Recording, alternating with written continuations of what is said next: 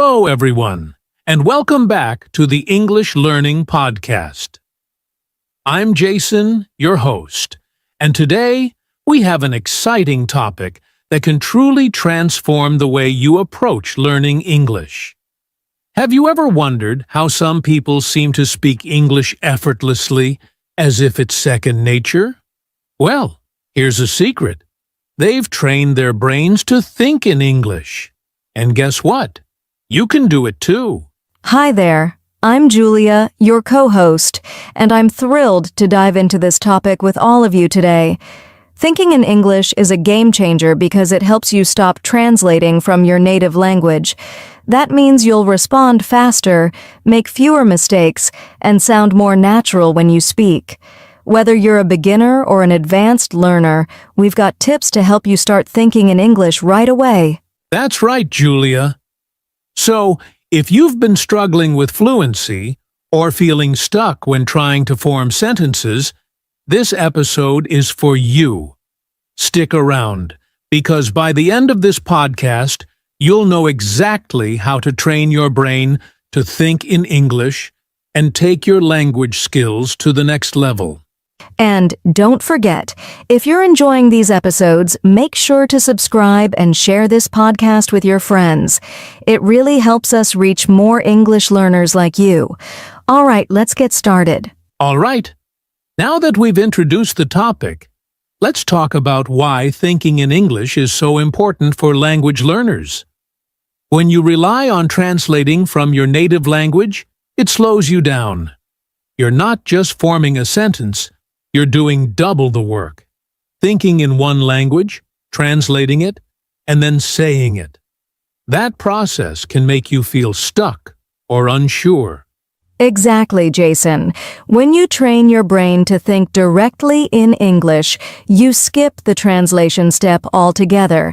This not only makes you faster at speaking, but also helps you use phrases and expressions that sound more natural in English. For example, idioms and casual expressions don't always translate well into other languages. Right. And it's not just about speed or fluency. Thinking in English helps you understand the language better. You start noticing patterns, sentence structures, and how words are used together. Things that are hard to see if you're always translating. Another big reason is confidence. When you think in English, you're actively practicing the language in your mind. This builds familiarity, so when it's time to speak, the words come to you more naturally. It reduces that fear of making mistakes because you're already used to forming thoughts in English. Great point, Julia. I'd also add that thinking in English helps with listening comprehension.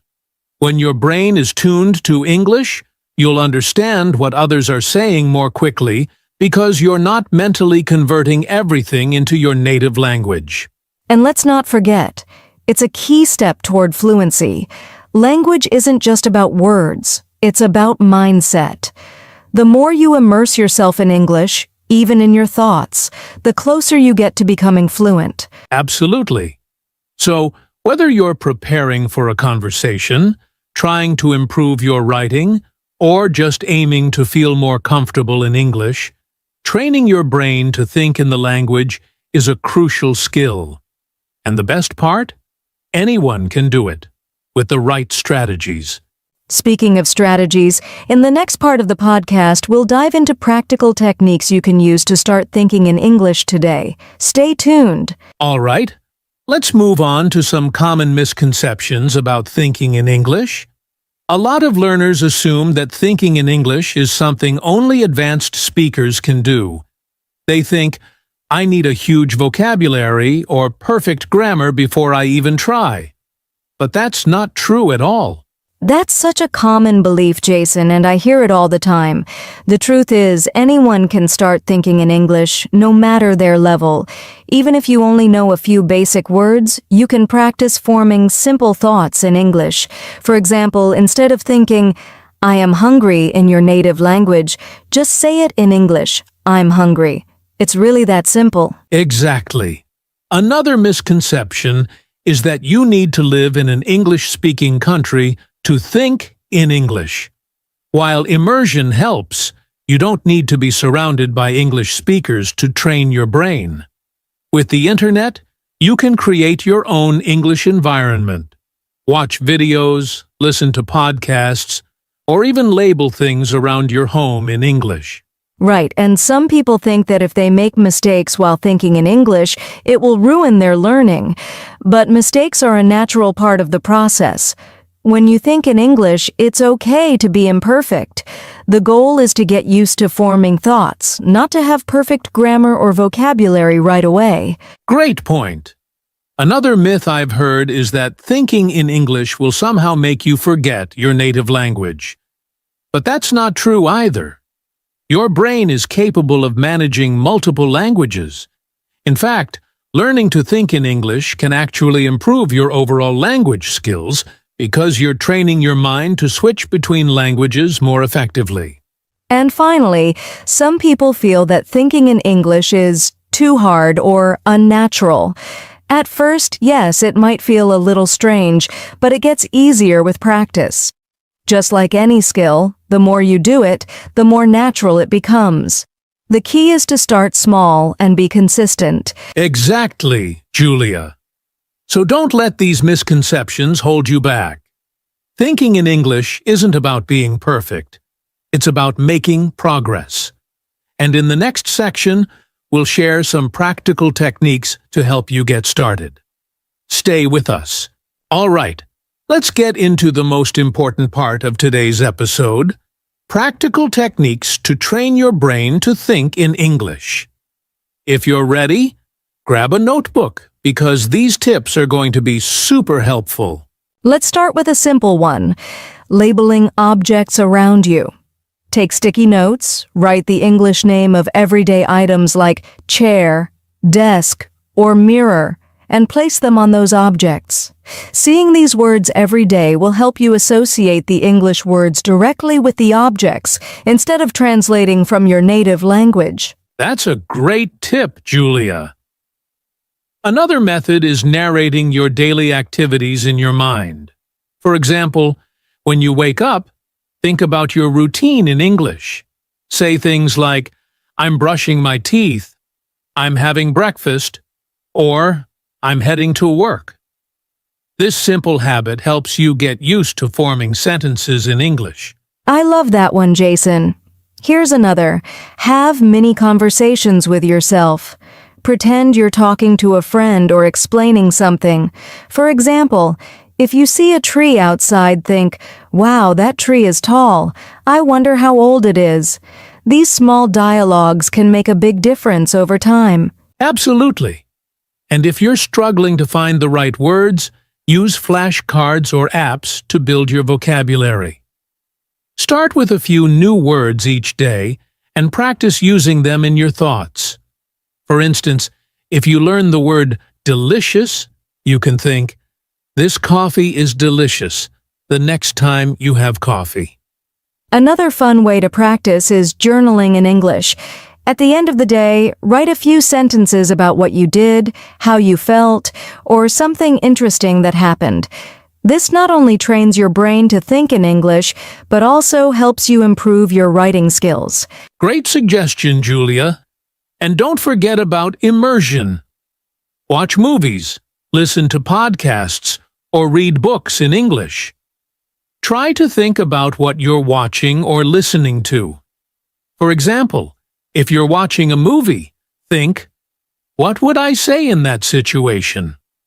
Or, "What does that phrase mean?" One of my favorites is practicing with music.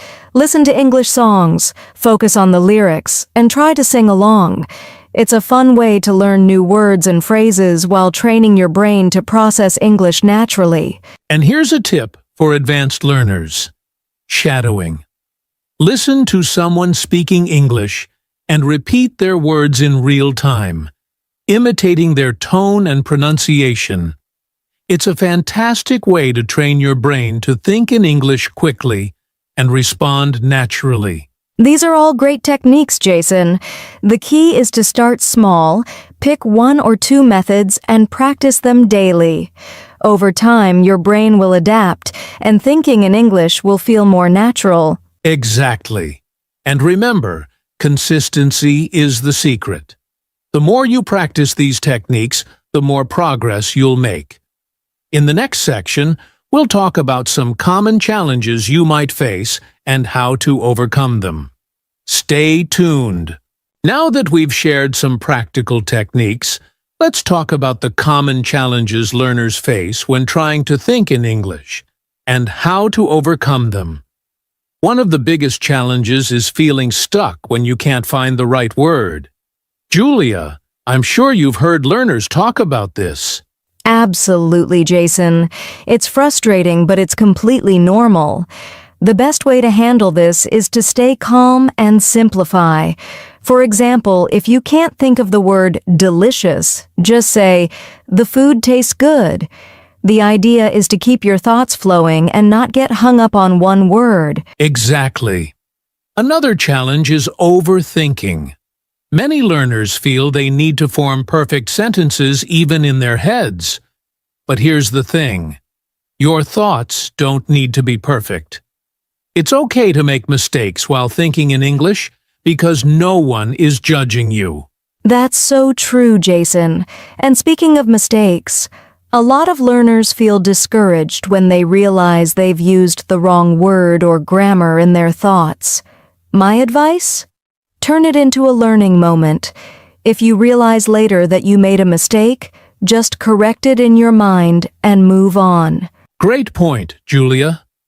Another common issue is the fear of forgetting your native language. Many learners worry that focusing too much on English might make them lose touch with their first language. But rest assured, your native language isn't going anywhere. Thinking in English is just a way to strengthen your skills, not replace them. And let's not forget about time. Some people feel they're too busy to practice thinking in English, but you can fit it into your daily life. For example, think in English while commuting, waiting in line, or even cooking. Use those small pockets of time to practice. Another challenge is consistency. It's easy to start strong and then lose motivation. To overcome this, set small goals for yourself, like spending 5 minutes a day thinking in English. It's better to practice a little every day than to do a lot once in a while and then stop. And don't forget to celebrate small wins. If you successfully think in English for a few minutes or learn a new word, give yourself credit. Progress is progress, no matter how small. That's such an important reminder, Julia. Overcoming these challenges is all about patience, persistence, and keeping a positive mindset. In the next section, we'll wrap up with some final thoughts and motivation to help you get started. Stay with us. Now, let's wrap things up with some encouragement and real-life stories of people who trained their brains to think in English. These examples prove that it's possible for anyone to make this transition with time and dedication. That's right, Jason. Let me start with a story about a friend of mine. She's from Brazil, and when she first started learning English, she found it difficult to think in anything other than Portuguese. But instead of giving up, she made small changes, like writing her grocery list in English and talking to herself about her day in English before going to bed. In a few months, she noticed that English thoughts started popping up naturally. That's amazing, Julia. And it's such a great example of how small, consistent efforts pay off. I also know someone who worked in a factory in India. He wanted to improve his English to get a better job, so he started narrating his workday to himself in English. Things like, "I'm packing this box," or "I'm cleaning this area." Today, he's fluent in English and works as a manager in a multinational company. Wow, that's inspiring. These stories show that you don't need to be in a classroom or have expensive resources to train your brain. All it takes is creativity and persistence. And remember, you don't have to do it alone. There are so many online communities and resources to support you. Exactly. And let's not forget, it's okay if it feels hard at first. Every learner faces challenges. Even native speakers had to learn their language as children. It's a process for everyone. The key is to celebrate the small wins and trust that you're making progress. Right, Jason. If you ever feel discouraged, remind yourself of why you're learning English. Maybe it's for better job opportunities, traveling, or making new friends. Your motivation will keep you going even when it feels tough. Absolutely. And to everyone listening, just know that you're not alone in this journey. If others can do it, so can you. Start small, be consistent, and don't be afraid to make mistakes. Thinking in English is a skill, and like any skill, it gets better with practice. That's so well said, Jason. Keep believing in yourself, and soon, thinking in English will feel as natural as thinking in your native language. And remember, we're here to support you every step of the way. On that note, let's end today's podcast. Thank you for tuning in, and we hope you found this episode helpful and inspiring. Don't forget to share your progress with us in the comments or on social media. We'd love to hear your story. Yes, and if you have questions or topics you'd like us to cover in the future, let us know. Keep practicing, and we'll see you in the next episode. All right, everyone. As we wrap up today's episode, let's quickly review what we've learned. Thinking in English is a powerful way to improve your fluency. And while it may seem challenging at first, it's absolutely achievable with consistent practice and the right mindset. That's right, Jason. We've shared why thinking in English is important, addressed some common misconceptions, discussed practical techniques, and even talked about overcoming challenges. Remember, the key is to start small and stay patient with yourself. Exactly. Here are a few final tips to help you get started. 1. Set a small goal, like thinking in English for 5 minutes a day. 2. Use tools like flashcards or apps to build your vocabulary. 3. Practice narrating your day in English, even if it's just in your head. And most importantly, don't be afraid to make mistakes. Thinking in English is a process, and every step you take brings you closer to fluency. Celebrate your progress, no matter how small, and keep going. Well said, Julia. Remember, every learner's journey is unique, so don't compare yourself to others. Focus on your own growth and trust that you'll get there with time and effort. Thank you so much for joining us today. We hope this episode has inspired and motivated you to train your brain to think in English. If you enjoyed this podcast, please like, share, and subscribe to our channel for more tips and conversations. And don't forget to let us know in the comments what techniques you'll try or how you've been practicing. We'd love to hear from you. Until next time, keep practicing, stay positive, and think in English. Take care, and we'll see you in the next episode. Bye for now.